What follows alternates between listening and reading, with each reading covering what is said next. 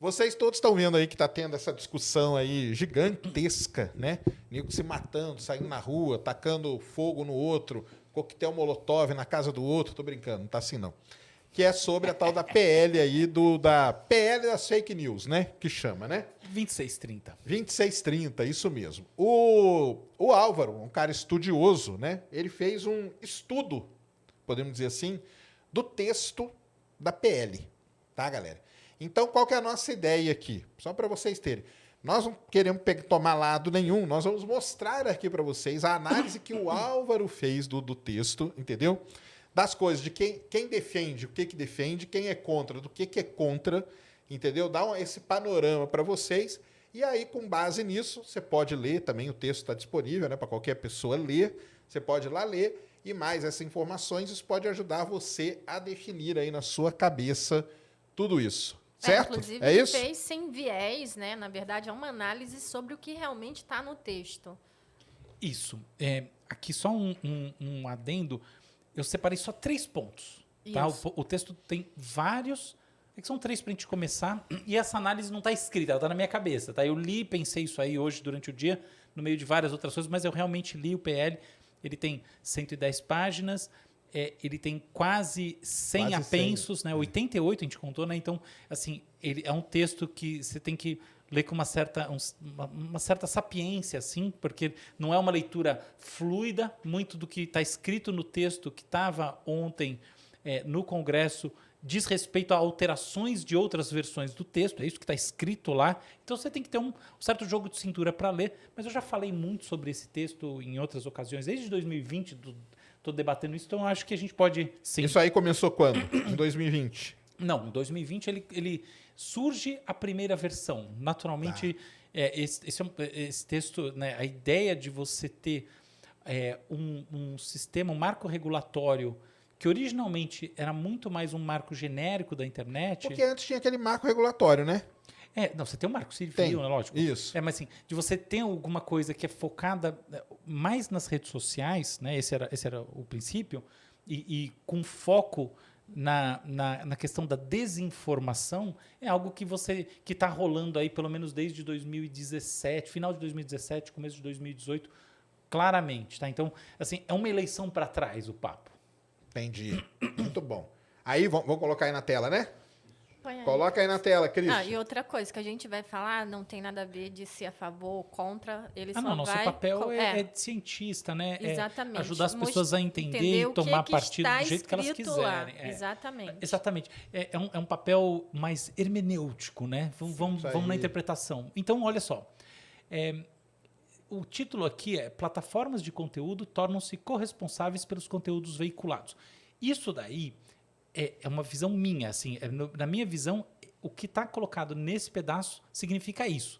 Você deve avaliar do seu ponto de vista se é bom ou é ruim. E o que está colocado nesse pedaço? Na página 49 do PL, da última versão do PL. As plataformas devem ter o chamado dever de cuidado. O que quer dizer dever de cuidado? É um dever de responsabilidade, em que os provedores, que são quem fornece o serviço, devem atuar de forma diligente, quer dizer, devem atuar de maneira proativa, de maneira sistemática, para prevenir.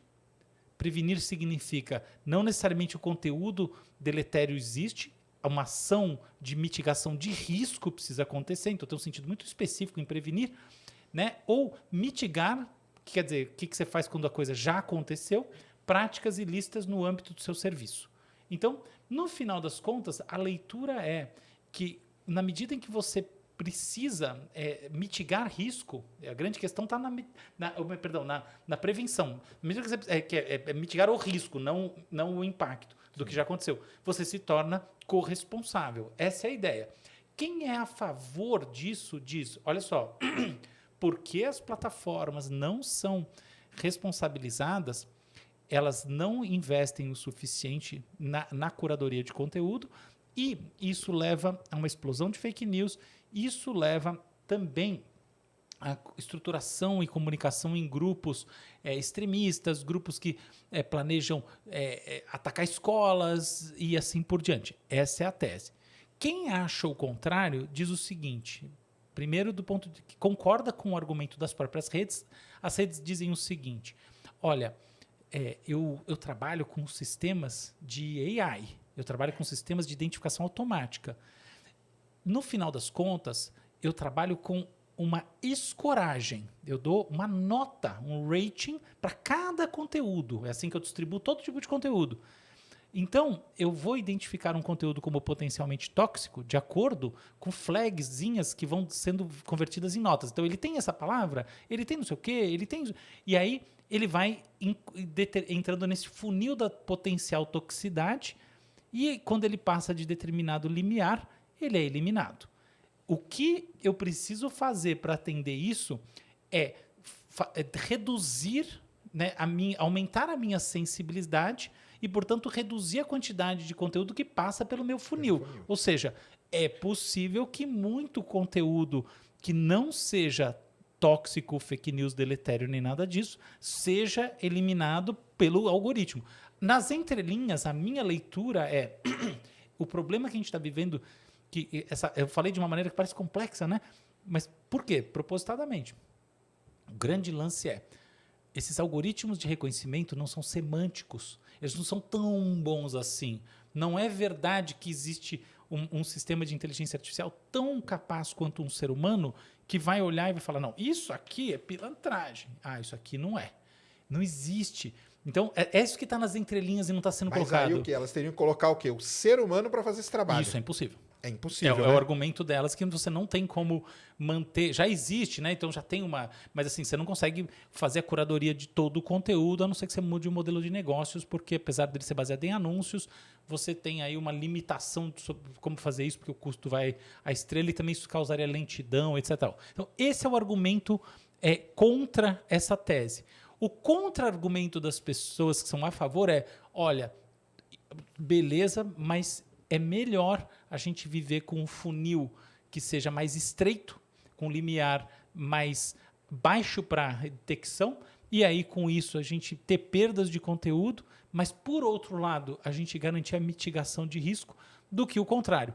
Quem contra-argumenta esse contra-argumento diz, porém, é uma ilusão você achar que as pessoas que estão planejando ações de ataques a escolas, que estão querendo divulgar fake news de verdade, sabe assim, sistematicamente, que elas não vão encontrar outros meios, maneira, e no final dos contos o que você vai fazer com isso é simplesmente policiar as terras já policiadas, fazendo com que a vida de todo mundo fique pior, enchendo o saco, sem no fundo combater o problema como tal, a gente vê em tal outro lugar, não sei o quê, onde no limite as pessoas vão lá e trabalham e se comunicam muito mais por sistemas de VoIP, que é muito mais difícil de você controlar, e ponto final. Então, esse é o debate com os prós e os contras dos dois lados sobre esse ponto da PL. E aí eu vou dar o meu exemplo de vida real, galera, desse negócio, desse funil aí, do negócio ser tóxico ou não.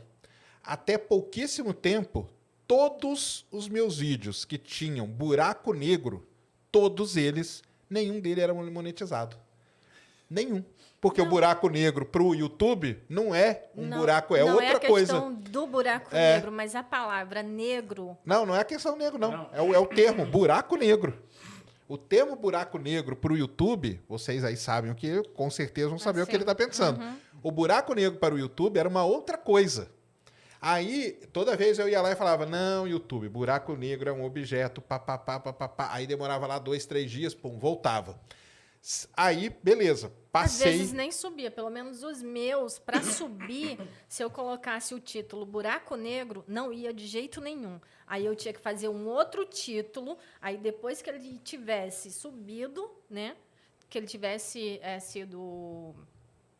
tivesse no canal já, eu ia e trocava o título. Muitos não subiam, e os que subiam amarelo lá. Voltando a esse negócio aí, esquece, cara. Todos meus vídeos de buraco negro não vão passar nesse funil aí. Porque os caras vão ter que meter um baita de um threshold ali violentíssimo para barrar tudo. Você acha que o buraco negro vai passar, cara? Não vai, entendeu? Então, é isso aí, né? E aí? Fica como? Meus vídeos são tóxicos? Não são, né? Porque eu tô lá explicando o que acontece com a coitada da estrela que passou perto de um objeto lá e foi engolida. Aí, não é uma coisa simples, né, cara? Não, um debate altamente complexo. Por isso que é legal o que a gente está fazendo, né? Que Isso. Vamos para o próximo? Vamos, sobe aí o próximo ali. Então, o negócio é o seguinte, fazer isso Não, e às pessoalmente... vezes, uma coisa também que acontecia é que, tipo, vai para análise de humanos. E eu não sei qual era o humano que analisava, que deixava ainda. Tipo, não passava. Porque, na verdade, a análise é um sorteio. Não tem. Então, foi isso que a gente falou. Não tem. Não tem. Existe análise, mas ela é uma heurística que sorteia alguns. Não é só sorteio, na verdade, loteria. Mas tem uns critérios que levam à análise efetiva do humano. Tem outra. Entrar no pool de análise humana não significa que o humano vai ler o texto, ou ver o vídeo, exatamente. etc. E tal. Então, mas as plataformas já falaram que fazer isso, para o ser humano lá fazendo isso, não dá. É impossível, né? Não dá. O argumento é esse. Eu não quero. A sabedoria é não tomar partido aqui. Sim. Não, mas o argumento que não vão fazer. Que não vão fazer. Que não vão fazer. Entendi. Uma outra coisa que está nesse ponto aí, não sei se está nesse, que muita gente diz que existem coisas que são preferidas e outras que são preteridas, né? Dentro dessas plataformas. YouTube, no que for aí. Às vezes você posta um vídeo lá, o seu vídeo não vai, mas o vídeo de uma outra pessoa que fala da mesma coisa que você, vai. Então, aquilo ali não pode ser um robô. O que eu quero dizer é o seguinte, parece que existem em determinados pontos vamos dizer, da cadeia ali, de você subir um conteúdo, aparentemente tem uma interferência humana para preferir, preterir determinados... Acho que não, tá? Não existe? Não, claro que eu não tive a honra de fazer o algoritmo do YouTube, nem do Instagram, nenhum desses, mas eu fiz de gigantes brasileiros, assim, empresas listadas, enormes. E muitos têm isso que a gente chama de sistema de alçadas, que é um sistema de avaliação intermediário. Tá? Então, isso aí é uma alçada. Isso que você estava descrevendo é uma alçada. Em geral, ele funciona da seguinte maneira. Se você já passou pelo funil, já foi barrado no funil, ele barra você com maior probabilidade. Ele não é simplesmente que ele barra o conteúdo, ele barra histórico e pessoa. Você já está com isso, um flag ali. Você não é só que você tem uma blacklist, você tem a whitelist, tá? A whitelist, inclusive, já deu escândalos que são assim, pessoas.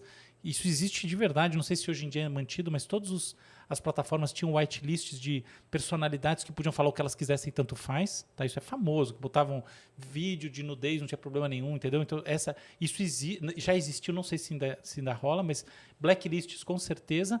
Mas as blacklists também são escoradas. Então, assim, você tem desde a coisa mais blacklist de todas até aquilo que está próximo de não ser. A propósito, assim, eu nem sou especialista em redes sociais, nem você sabe que eu não sou. Eu, tradicionalmente, sou o cara que era refratário a isso, eu nem não tinha, né? Mas eu tenho uma empresa que fabrica o negócio. Então, uma curiosidade muito interessante até de se pensar. No final das contas, o risco de tentar tapear o algoritmo é que se ele te colocar numa blacklist, o custo vai ser muito maior do que o benefício da tapeação. Então, é assim que ele pune. Então, não é só... Eu estou falando isso, não é simplesmente good to know. Não, é assim... A blacklist serve como uma forma de punição também. Ela não é simplesmente uma heurística de risco. Não, os sistemas algorítmicos não são... É o famoso shadow ban lá, né? O shadow... Exatamente. Coloca lá no canto e isso, ele está te dando palmada com aquilo. Ali, né? Exato, aquilo ali não quer dizer... Da sala. Isso. Aquilo não quer dizer simplesmente, você está aqui numa zona negativa porque você não está nesse momento atingindo as nossas, né, as expectativas do que é aceitável. Não é isso não. O conceito de punição existe efetivamente, então ele joga num canto mais sombrio, por assim dizer, e você fica lá. Então é por isso que às vezes um passa, o outro não passa. Porque é um negócio que você não pode... enfim, ser retido. Quando você é retido, você está muito mais ferrado do que simplesmente parece, do que, esse vídeo aqui. Não, é muito pior do que isso, infelizmente. Até, lembra, sabe o quê? A lógica de posto de polícia. Como eu moro, né, você sabe, eu moro no condomínio, eu passo bastante por Castelo e tal. É o seguinte, se você é parado uma vez, você começa a ser parado sempre. Assim, eu nunca fui parado na minha vida. Assim, minha mulher parada... sei lá, ia parado, e aí ia parado. Eles param o carro. E você fala assim, não, mas tem um sistema heurístico, mais ou menos. Até, entendeu? Até num sistema, até na lógica da polícia. Para escolher, né? Isso. Não vai escolher tão aleatório. Já para de novo, né? Isso aí. Então, essa coisa funciona ali. Então, é assim que isso acontece. Beleza. Segundo ponto aí, então. Vai lá. Essa é a minha interpretação. O órgão fiscalizador, a existência de um órgão fiscalizador. O que ele faz? Ele é responsável pela determinação dos conteúdos a serem removidos.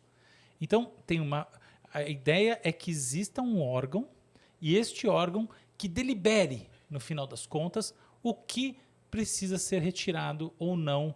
E, em última análise, com isso, ele vai ser o determinante, a entidade determinante do que é a verdade e do que é aquilo que transgride, vamos dizer assim, tanto a lei, quanto eu diria até mais do que só a lei, assim, a moral do ponto de vista do que é aceitável, pensando as coisas que estão numa zona cinzenta e ainda não está bem estabelecido o que é lei ou não. Esse negócio é sequencial? Tipo, passou ali pelo funil, que é um algoritmo.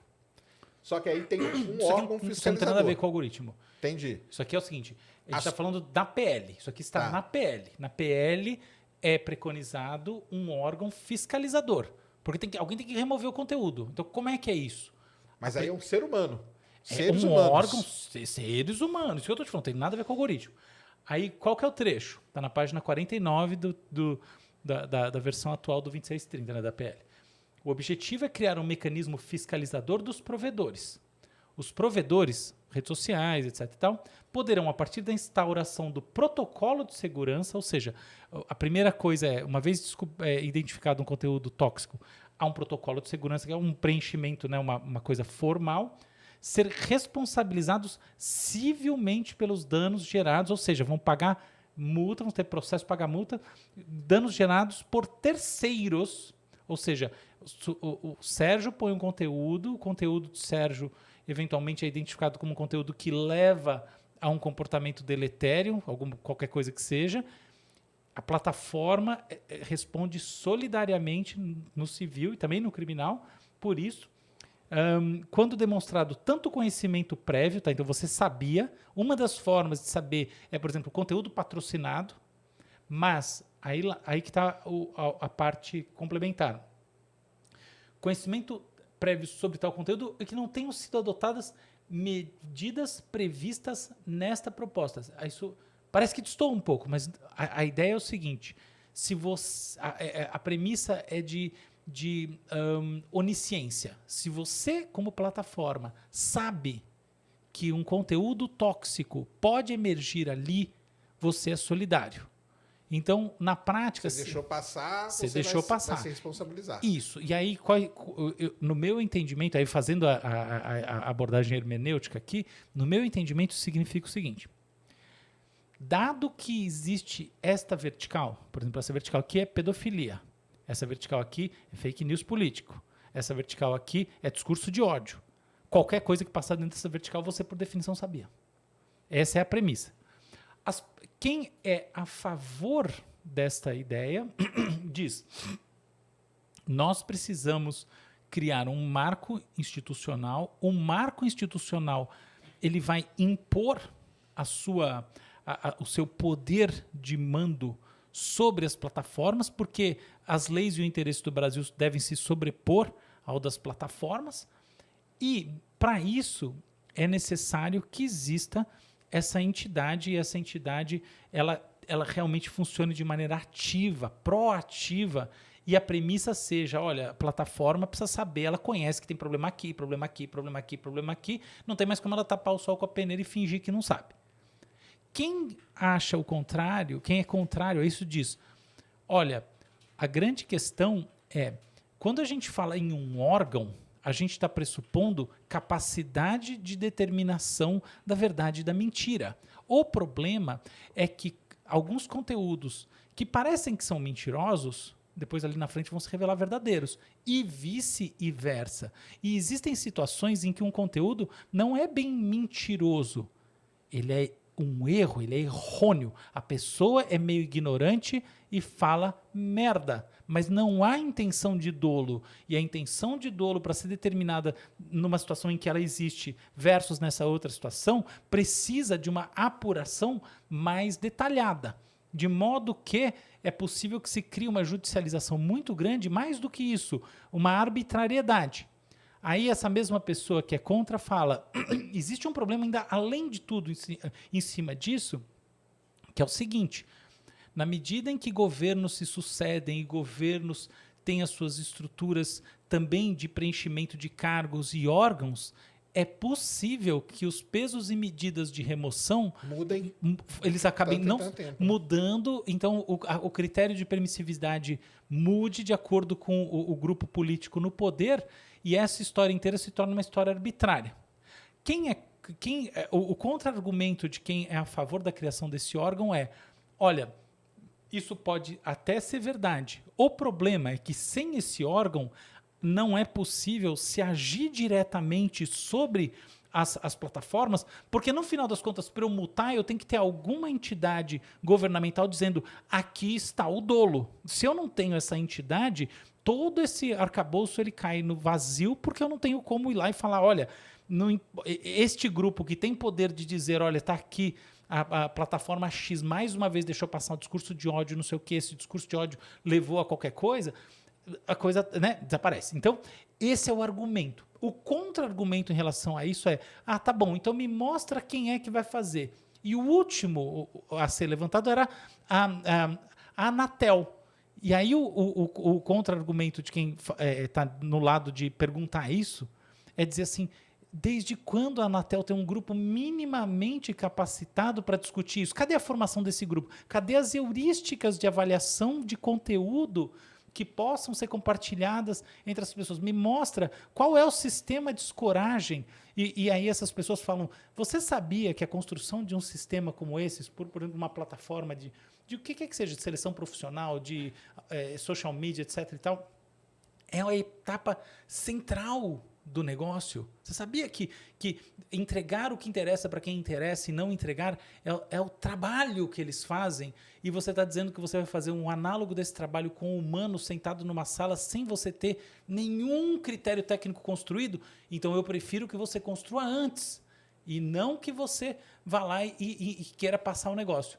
A pessoa, o grupo que é contrário a esse argumento vai lá e fala assim: olha, eu não posso construir antes, porque a construção disso realmente, como você está dizendo, é complexa, custa caro, demora. Se eu for entrar nesse papo de construir antes, esse PL só vai sair daqui a 10 anos. E toda vez que se fala que precisa construir antes, na prática o que você está querendo dizer é adie. E para a gente não adiar e aproveitar o momento, que é um momento importante, porque a sociedade urge e as escolas estão sendo atacadas, a gente precisa agir agora. Porque se a gente agir agora, a gente vai gerar um movimento para a construção disso. Quem é contra esse argumento fala: só que desde 2020 existe esse projeto. O que você estava fazendo sentado na cadeira, dormindo, tomando... Você não colocou isso pra frente, Você não fez isso daí nesses últimos 2 anos e tanto. O que você estava fazendo? Você estava dormindo? Aí, quem do outro lado acha que vai contra-argumentar, vai dizer assim: não, meu querido, teve pandemia no meio do caminho. Você sabia que teve pandemia? Aí quem do outro lado vai dizer assim: verdade, só que os GTs do governo funcionaram em regime remoto. Aí do outro lado vai dizer: sim, mas tinha outro governo. E não era interesse do outro governo fazer isso. Então só agora pode ser feito. E aí esse debate ganha esse formato, e aí cada um que tome o seu ponto de vista para pensar como quer. Vou dar o exemplo de novo, do buraco negro, entendeu? Vai que o buraco negro cai no cara lá no órgão, né? Vai cair lá no órgão. O Gordão Foguetes aí, cara. Esse Gordão Foguetes aqui, todo dia quer postar vídeo de buraco negro. O que esse cara tá querendo, esse buraco negro aqui, cara? Entendeu? Vou começar a barrar o vídeo desse cara, entendeu? Ué, isso é um órgão, não é? O cara pode pensar nisso, né? Se a gente não sabe, por exemplo, qual é a formação, se a pessoa não tem ideia do que é um buraco negro. Entendeu? Eu tento pensar que isso não aconteça. E além do buraco negro, Sérgio, uma coisa também, não sei se nos teus vídeos caía, o meu também, era anã branca. Porque é termo pejorativo.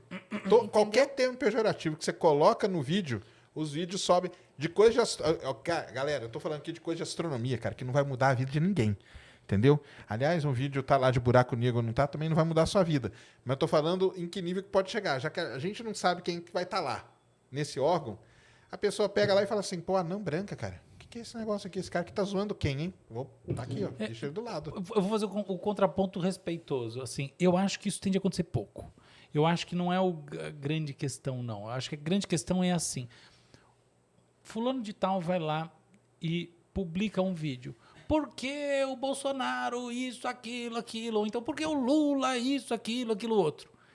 É esse conteúdo que está em discussão. É esse conteúdo. É o conteúdo que assim envolve alguma acusação. Entendi. Que pode ser verdadeiro ou não pode. Entendi. Entende? É mais até do que a discussão sobre a toxicidade potencial de algo no sentido assim, vamos lá e vamos invadir o Congresso.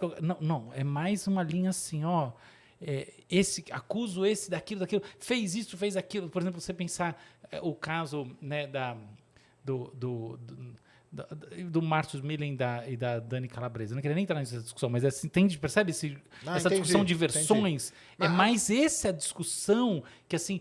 Aí, hoje em dia, as plataformas elas são muito refratárias à remoção de conteúdo. Elas querem mandato judicial.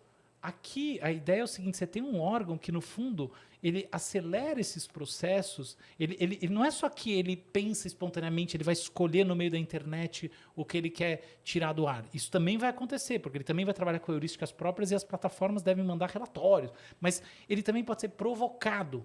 De maneira direta, não está claro se de maneira direta também, mas de maneira indireta ele pode ser provocado com 100% de certeza, entendeu? O que quer dizer isso? Alguém vai lá e, por exemplo, abre um processo, faz não sei o quê e provoca o órgão.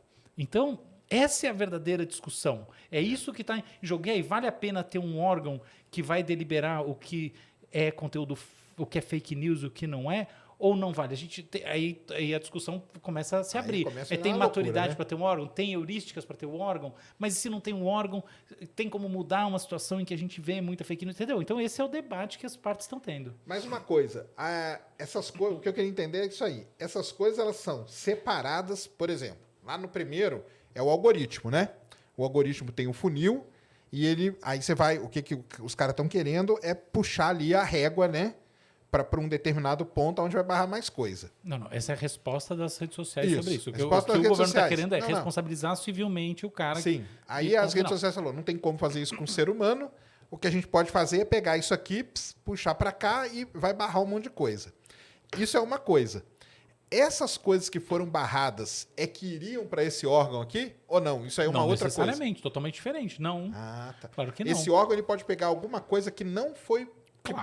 Que passou pelo funil. Não, ele só vai pegar coisa que passou pelo funil, porque ele só vai pegar coisa que está na internet, que já está nas redes sociais. Exatamente isso. Ele só pega...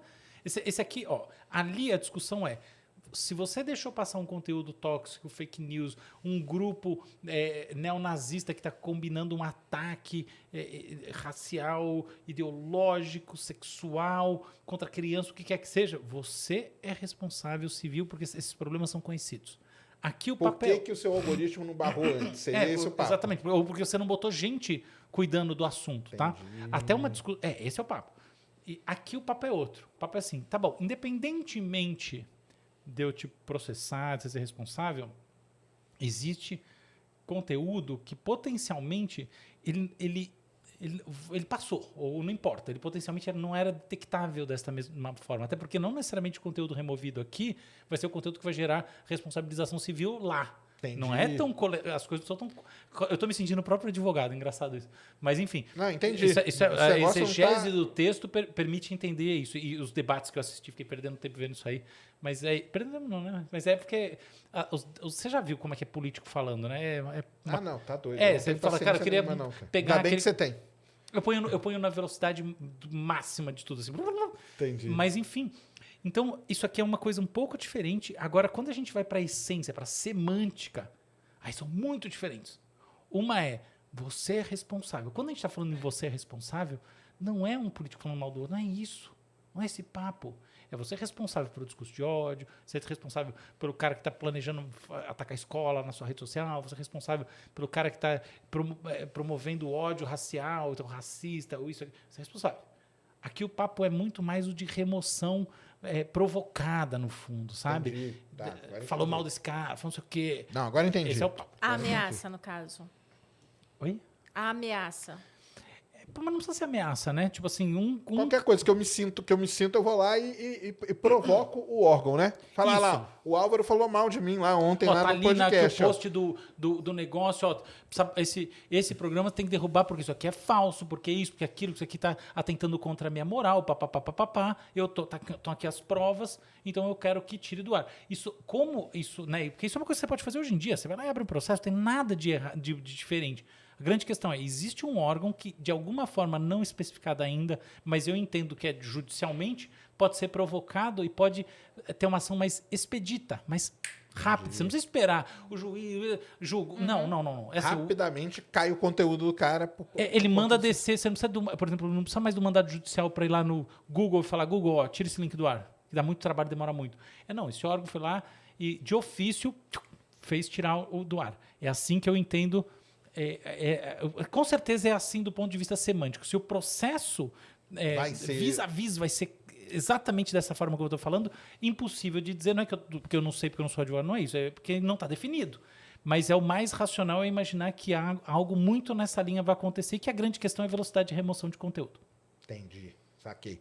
E só para o pessoal entender, né? Esse negócio é tão complicado que foram 88 versões, viu, galera? Que esse negócio foi passando.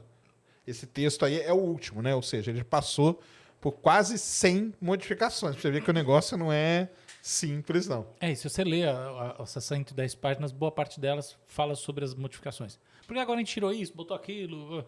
É muito divertido. Não. É um sobre divertido, imagina. Entendi. Chato. Vamos lá pro último? Vai lá, vamos lá, Cris. Esse aqui é um pedaço que fala sobre imunidade parlamentar. Qual que é a ideia? Essas regras, elas não se aplicam da mesma maneira para os funcionários públicos. Especificamente aqui a grande questão são os políticos, mas a coisa é colocada de uma maneira um pouco diferente, mas o foco está nos políticos, ou seja, existe dentro do arcabouço do PL um argumento em defesa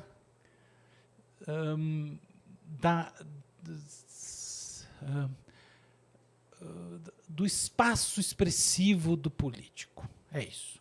Então, como é que a gente lê isso? No capítulo 8, que trata da atuação do poder público, tá, isso eu estou lendo literalmente do PL, acrescentamos um novo dispositivo para dar maior proteção das contas de interesse público, a fim de evitar ações de intervenção que impactem a circulação.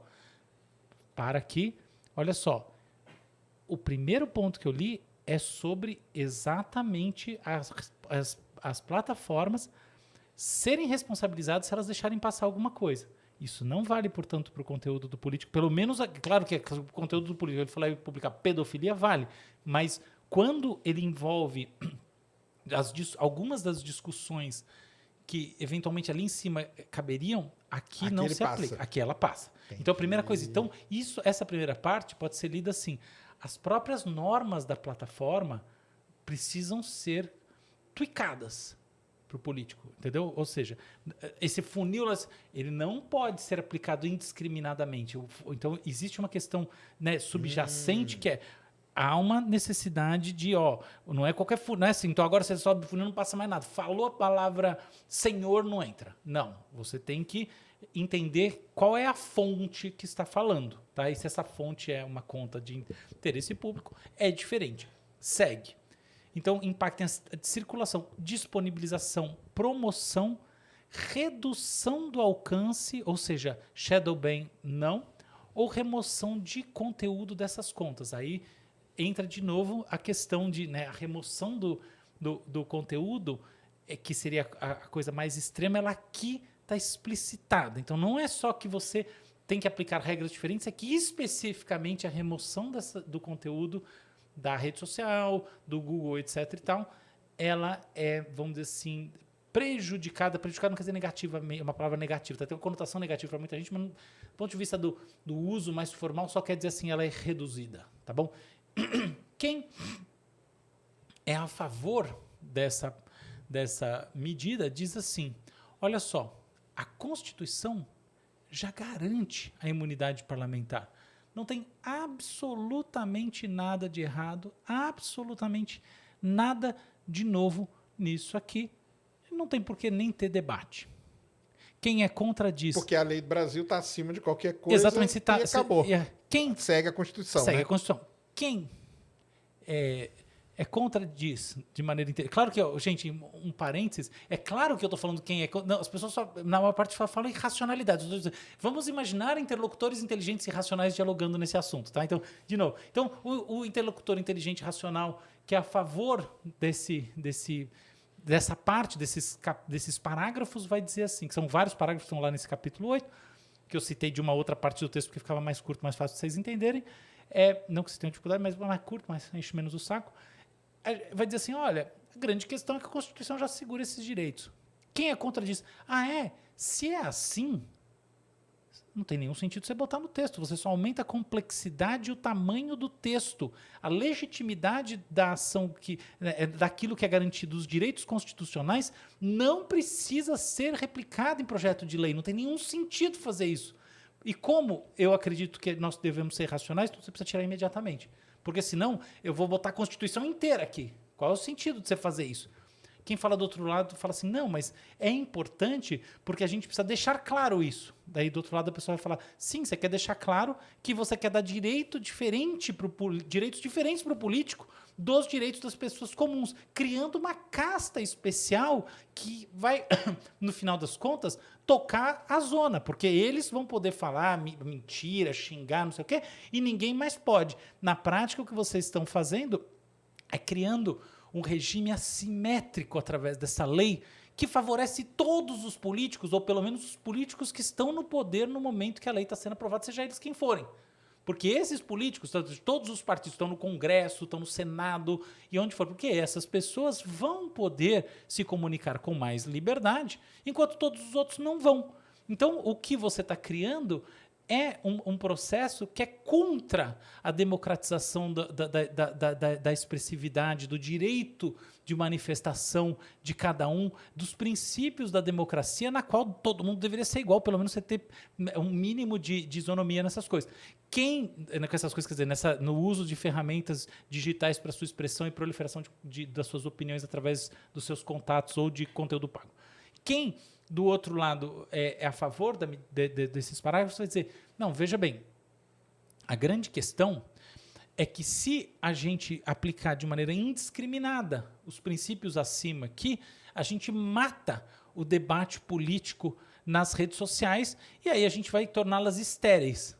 O que a pessoa que é crítica a esse ponto vai falar, mas você está tornando estéril lá em cima, esse é o problema.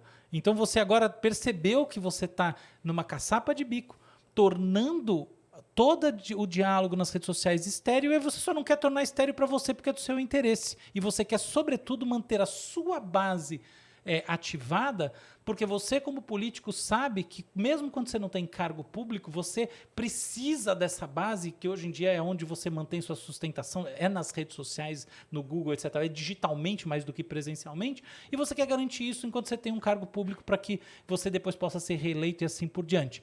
O que a pessoa do outro lado vai dizer, não, porque eu sou uma pessoa ética. E assim esse pedaço morre. Esse, evidentemente, é o pedaço mais controverso de todos, e eu diria que tem, assim, realmente uma defensabilidade tortuosa. Entendi. Acabei minha análise. Entendi.